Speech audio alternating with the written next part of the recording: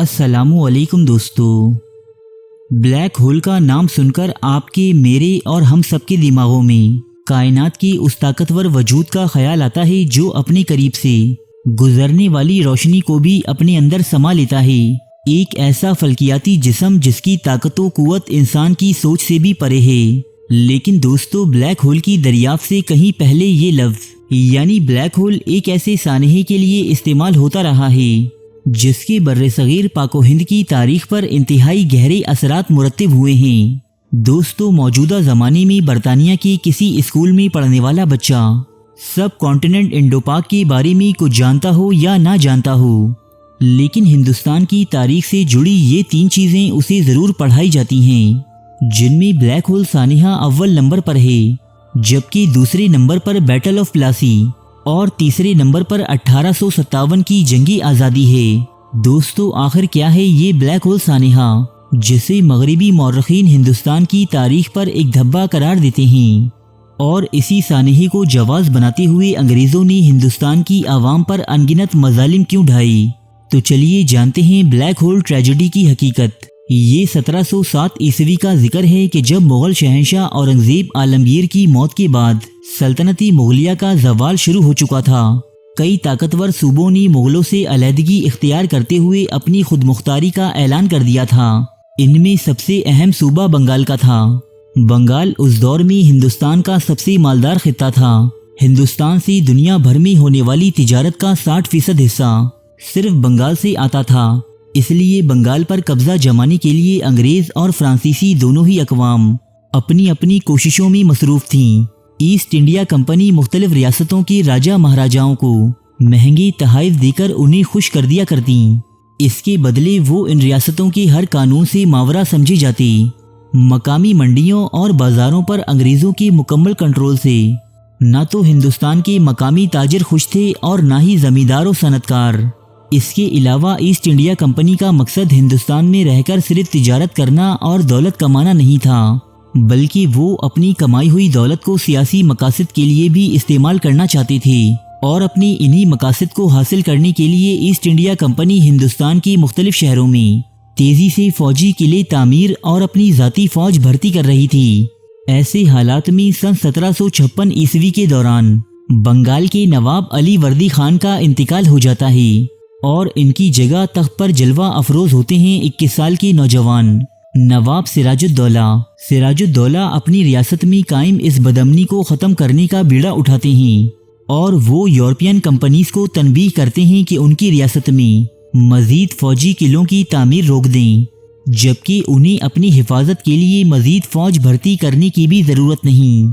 दोस्तों, फ्रांसीसियों ने नवाब सिराजुद्दौला की इन तमाम बातों को मान लिया और मज़ीद तामीरात और भर्तियाँ रोक दीं।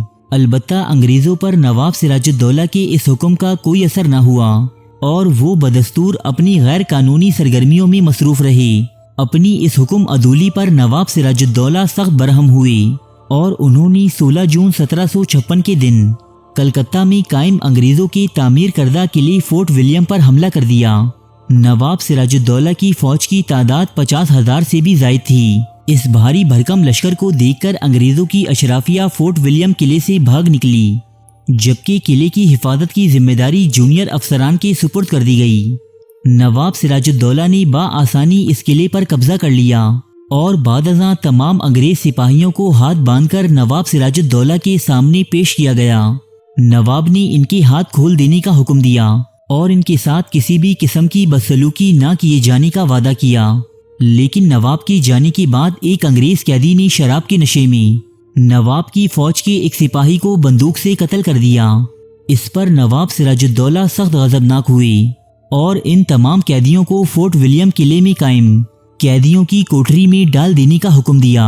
नवाब के सिपाहियों ने इनके हुक्म पर अमल करते हुए 170 के करीब इन कैदियों को 18 बाय 14 फीट की एक कोठरी में बंद कर दिया, जो सिर्फ 3 या 4 लोगों को कैद करने के लिए बनाई गई थी।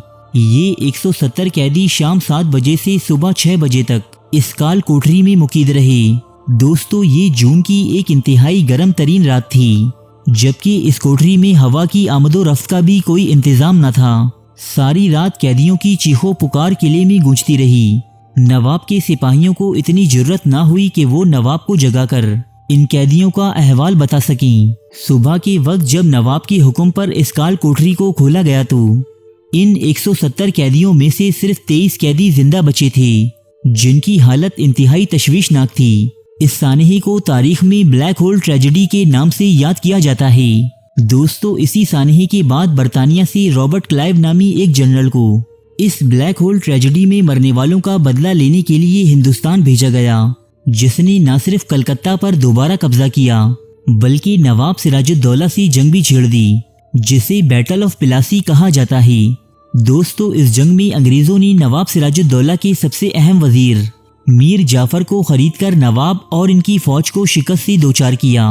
بیٹل آف پلاسی کے بارے میں مزید تفصیلات جاننے کے لیے آپ ہماری یہ ویڈیو بھی ملاحظہ کر سکتے ہیں۔ دوستو، صرف ہندوستانی ہی نہیں بلکہ اکثر یورپین مورخین کے مطابق بھی بلیک ہول ٹریجڈی صرف ایک افسانے اور پروپیگنڈے سے زیادہ حیثیت نہیں رکھتی، کیونکہ فورٹ ولیم میں موجود یہ کوٹری اس قدر چھوٹی ہے کہ کچھ بھی کر کے اس میں 170 آدمیوں کا سما جانا ایک امر محال ہے۔ حقیقت میں یہ افسانہ اس لیے تراشا گیا تھا کہ رابرٹ کلائیو کے بنگال کے نواب سراج الدولہ پر حملے اور ان کے خلاف کی گئی سازشوں کا جواز مہیا کیا جا سکے۔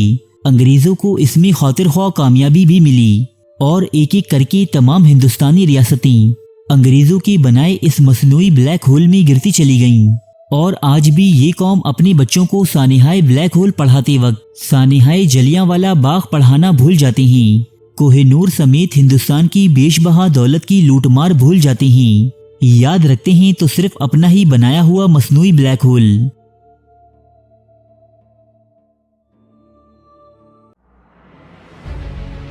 تاریخ کے موضوع پر پاکستان کا سب سے بڑا چینل، جہاں ملتے ہیں سچے واقعات مستند حوالوں کے ساتھ، قدیم تہذیبوں کے عجیب و غریب حقائق، افسانوی داستانوں کے پیچھے چھپی حقیقت، زندگی بدل دینے والی اسلامی حکایات، قدیم اور جدید جنگوں کے احوال، دلچسپ اور پراسرار واقعات، بادشاہوں اور جرنیلوں کی عیاشی کی داستانیں، ملکاؤں اور کنیزوں کی شرمناک کہانیاں، یہ سب اور بہت کچھ دیکھنے کے لیے سبسکرائب کیجیے اردو ڈائری کو۔